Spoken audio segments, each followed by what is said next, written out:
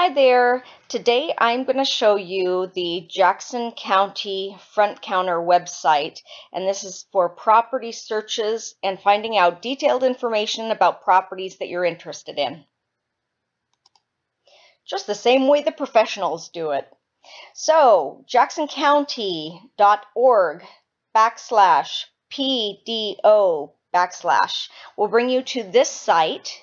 And I'm going to post that link down below, so don't worry about remembering it.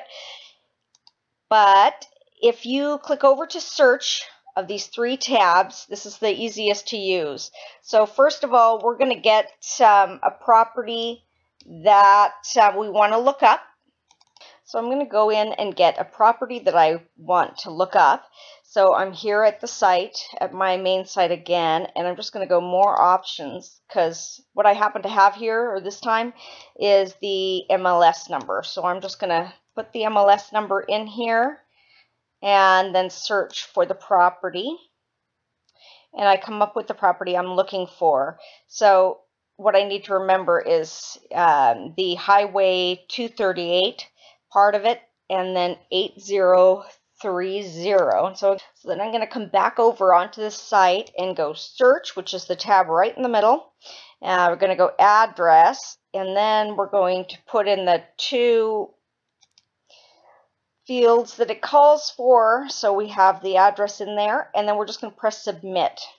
It'll pull up the current owner of the property, which I know now it's actually a bank-owned property, so this is old information, but it's going to, then you can zoom in so that you can do a couple of different things. You can bring up the assessment or planning information on it and then zoom in. And this is where it gets really interesting, especially if you're looking at a property that's a little bigger. You can go over to up here where it says map layer and then drop down to each one of these tabs will expand, and then you just roll down to see the other ones. But I always like to see where's the building footprint on the property, and after each time you press one you have to do the update map layers. So now you can see where the building fits on the property itself. And then I want to say, okay, well, I need to know if this is actually in a floodplain. Okay, so I want to go down to where it says water, and then I'm going to look at the most current floodplain FEMA maps, FEMA floodplain, whatever. And I also want to look and see if there's any streams or ditches. So I'm going to click both of those. Then I'm going to update. And it's going to show me, okay, so this is a really good thing to note on this one, that there is a floodplain right in here. But I need to know, what does this mean, this yellow part here? So up here at the top, it says layer, and that's what we're in right now. And you can click legend. And so it's going to tell you, all right, it looks like we are in the 100-year boundary floodplain. Now, if I zoom in on this a little bit,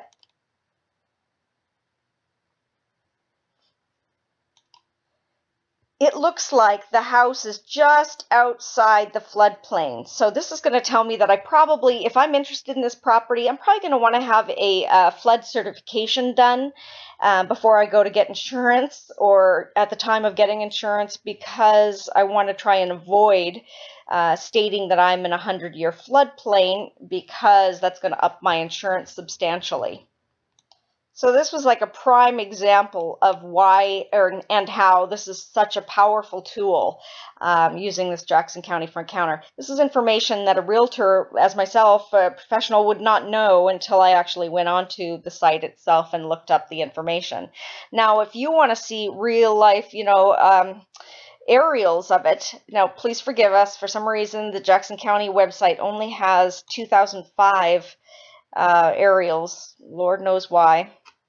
So we're going to update information and see what we get with an aerial on top. Okay, so, and now we're going to want to see the rest of it. So we can see where the aerial is. We see where the street is.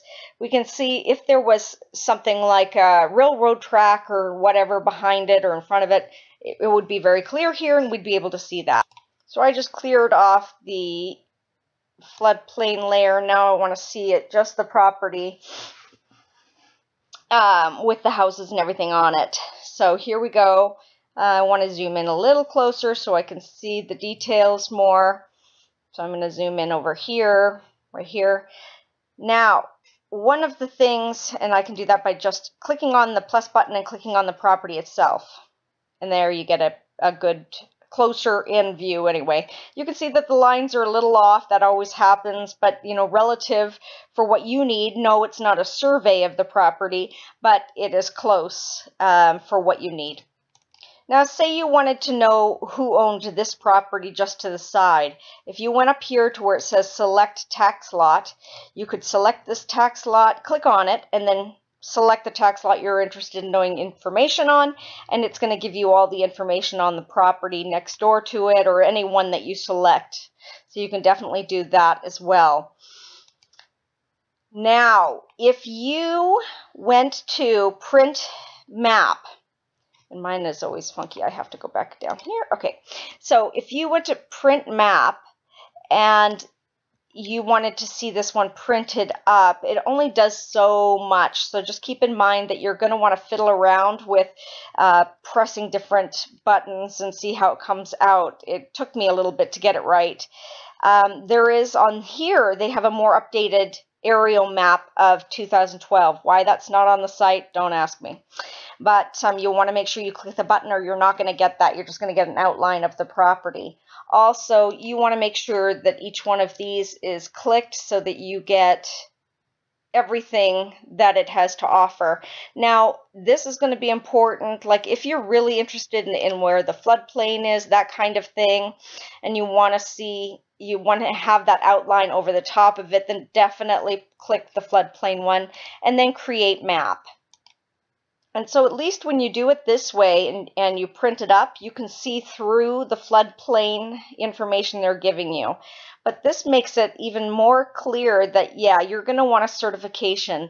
The thing is that Jackson County website is a handy tool. However, it is not an exact science by any means. And please remember that, because in the other, I think it was showing that this building was not in the floodplain, and now it's clearly looking like it is. So it's definitely, this property would need a flood certification to say yes or no that the property is or is not in the floodplain, so that you can avoid paying those high insurance bills for property insurance purposes. But this is what it's going to give you if you do that printing version, and this of course is with the floodplain chosen so we could see where it lays.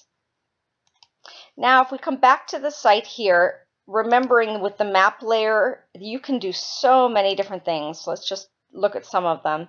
Assessment maintenance, this doesn't usually mean a lot to us as agents, so let's close that out. That's about all that we usually use. Boundary surveys, yep, fire district. No, we don't use a lot of this kind of stuff because it says most of this in the listing itself. So we don't use that. Many times if it's a real rural property, I would use driveways so that I could see how you actually get back to your property, because a lot of times it looks like it's landlocked and there's no main street there, but in essence there is actually a driveway and an easement through people's properties, and that's very common. And that easement runs with any sale that would happen, so keep that in mind as well. So you can choose to look at that if you want to. Then public services, again, this kind of stuff is sort of something we already know, but if you wanted to play around with that, you could definitely do that there. Water is one we use quite often, and that's not only for the streams and rivers and the floodplain maps and all of that. It's important to know. And it could be, depending on the area, important to know where your wetlands are, to know whether you can build on a property or not. That way right off the bat. Although I always encourage you, no matter what it says on here, because it will talk about permits and stuff, you never want to count on this solely. You always want to use this just as a general guide. And then if you have further, more in-depth questions, you definitely want to go and visit the county office and or city office, depending on who is governing it. Really, because many times the information on a website, you know this, can be inaccurate. So you want to get it directly from the horse's mouth. Thank goodness the horse talks in this case. Okay, another little fun fact here. It's quite helpful. But soil by irrigated class, soils by non-irrigated class, this kind of stuff comes in really handy. So let me show you this. So first of all, I took off the aerial. Okay, and I just did that by unclicking it and then refreshing again or updating my map layers. But then you can do a couple of different things here. This is all under aerial photos, soils, and contours.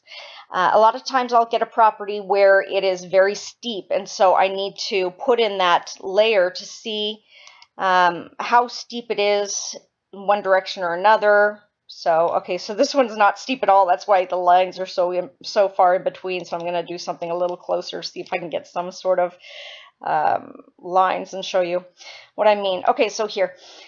So obviously this is on a very flat or level area. The more the lines are together, the closer they are together, the steeper it is. So keep that in mind. But that's how you can tell if a property is really steep or not. So I took those ones off, and then I went ahead and put soil outlines and checked that, and then did my update map layers. So this is going to tell you what each of the different soil types are in the area and where the outlines are for those. Now those are rough, of course, it's an estimate only. It's not a guarantee of, okay, I can definitely plant here. But this is really helpful if you're looking for an area that can grow organic or sustainable farming. If you're looking for a vineyard property, winery, and you want a certain type of soil, you're definitely going to want to look at something like this. And more so on, zooming out and coming back further, you can get a better view of where in the valley, especially if you're not familiar with the valleys, where in the valleys those particular soils that are best for growing lie. So this site is invaluable for that kind of information.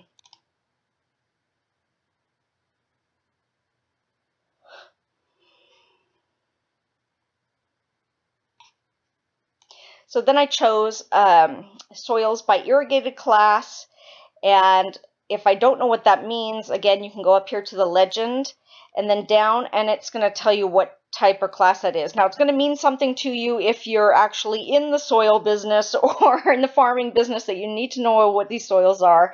But yes, there are so many tools on here for that.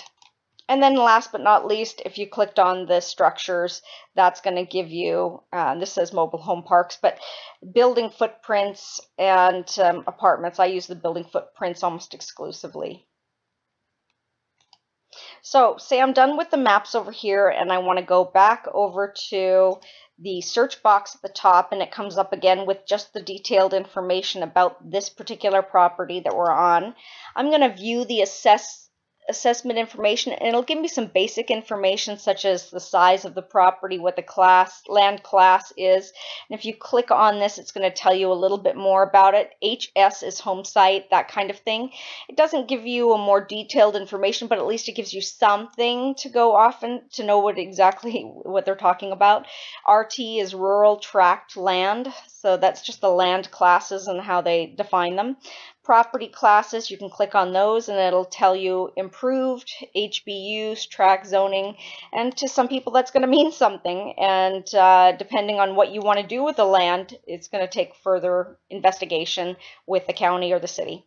Okay, something quickly to note here I just saw, and this is the kind of stuff you'll begin to look for. It says 1 story here, so the residency that's been approved is 1 story, so you couldn't just buy this house and stick another story on top. So here we've got all of this information here. If you wanted to know the permit details on the property, let's see. Oh, good, they have something. Okay, so sometimes they won't have anything, but if there has been some stuff done, they'll actually have all of the zoning, or excuse me, permitting information here. And then you can click on one, and the finals are the best, and they usually say FNL on the tab. And what that's going to give you then, it's going to pull up the record for the final document. And what's nice about this is it tells you what it was for. This was for a septic evaluation proposal. It gives you more details of it. Oh, it does talk about the floodplain, so here you go. There's that as well. And because septic is always an issue in a floodplain, so keep that in mind. Okay, this one doesn't give me what I'm looking for. Sometimes there are links within the document, and if you press on them, they'll actually go to a second document. Okay, so I went back and pulled up another one just to show you some things on here. This was for a lot line review. And so you always want to go and see at the top what it was for. And then again, it's talking about the floodplain that it's in. And then all of the dates and what happened in order are there as well. Okay, trying to find you another document to sort of walk through here. This one is mechanical hardship. It looks like the case was withdrawn. Eventually, they must not have gotten anywhere with it.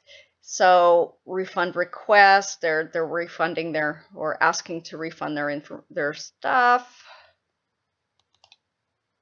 So we're going to start this over again. So Tara, 1, 2. So this is, I found this other one so that I can show you a little bit more. This is asking for a temporary medical hardship, and usually what this means is that the property, they are asking to put an additional residency on it. So they're saying that this person has a medical hardship and needs to have 2 properties put on one place. In this case, it looks like it was withdrawn and they asked for a refund of the fee that they paid for this process. It didn't end up going anywhere. So, and that was because really on that property, only one home is technically allowed, and they were asking for an exception to the rule. Okay, so going back to the main site, you can see the account information on the property. Okay, and so what the account information is going to tell us, there's quite a bit in here as well. And so you've got, of course, all the basic information on the property, the taxes, who pays the taxes, how much the taxes are. And then if you click on each one of these, you can find out detailed information about the tax rate for that area and what everything goes towards. Each percentage of the tax broken down into exactly where it's going. So that's very interesting. And then as well, you've got the property class and status and stuff we talked about before, the district that it's in. And when you're on here, don't miss all these little plus signs that will expand the whole rest of the information. And then also all these little tab buttons that will give you the more detailed information on sales of the property and who it's been deeded to and all of that. Now, the value summary is really a basis for them to, for taxes, for property taxes, in other words. And so you're going to have all of their figures and numbers, what they're saying the home site is worth. Keep in mind, this is not a market value. You know, this is not what you should be paying for the property by any means. It's what the taxes are saying the land is worth, and that's always vastly different, and you want it to be, than what your actual fair market value is. They do try to estimate what they think the market value would be so that they can gain the highest amount of taxes, and that's what all of these numbers are. Some of them are just what they're saying is real assessed value, and some of it is what they're saying is the market value of the property, and all of them should be very different and hopefully lower than what you're actually wanting to pay for or going to pay for the property, or if it's your own property, it should be less than what it's worth on an open fair market. Now, when I'm looking for details on a property, one of the best places to go is where it says improvements here. And at the end of this will tell you some basic information about the house, how much the square footage is, that kind of thing. And then if you click on details, it'll give you more detail on what is actually in the house. So first floor, 2 bedrooms, full bath, part bath, garage, detached, unfinished. Okay, and then it tells you when some of these things were done. There is a garden or greenhouse. Okay, and so it lists out all of those improvements. It also will tell you then if there's a wood stove, it's going to list it right there. Usually it'll also tell you in here somewhere what the furnace is as well, but it's not, so that might have to be looked up somewhere else. But it is a composition roof, so on and so forth. Looks like there's only one shower too. Again, right below, you want to look for these little signs that say plus or minus, and it'll, if you make them all enlarged, you could see everything. So that's okay. That was just an account review. And then here's account details. It'll also give you a little bit more information. Tells when the lot line adjustment was made. Okay, so you have all this detailed information that gives you just a little bit better picture of the house and the property that you're interested in. And then you can print out the information. I always suggest printing it though after you have expanded all of these little symbols here and made everything show so that you have to roll it all down, then print it, because then it'll give you the whole thing. Okay, account sequence will tell you actually, that's account sequences mainly for like up and down the street, the tax codes, that kind of thing. So that's not important, but if you wanted to see what the taxes were and if they've paid them, then you can definitely go to its main screen on account details, and then you press the tax report details. And you'll come up with this. It looks just like this. You just put today's date is perfect. Press continue. And then it's going to tell you as of today what's owed, what's not owed, if it's paid, that kind of thing. And all of your current dues, everybody's property taxes are due by the 15th of November. So you're going to see that something is owed on it as of then and what it is. If you were back out at the main search screen again, you would be able to see that as well right here. Okay, one last thing to talk about here. The overlay report is quite interesting as well when it comes up. Okay, so what it gives you is, you have to make it bigger. Okay, so it's going to give you the property, the aerial view of it, but then it does list out all of the information that we were putting on the map layers. The soils, the streams, the wet, if it's in a wetlands, the school district, the wetland polygons, the zoning, county, floodplain, all of the above. And so at a snapshot, it's really nice to be able to see these things right off the bat and know whether you're in a floodplain or not without having to look at the map or do an overlay. So I think that is everything to be said, and this is all the detailed information that we can bring up on a property, that and more. But if you're not wanting to do it yourself, just ask me to look up a property and send you all the information, and this is where I begin my search. All right, so take care everybody and happy home hunting.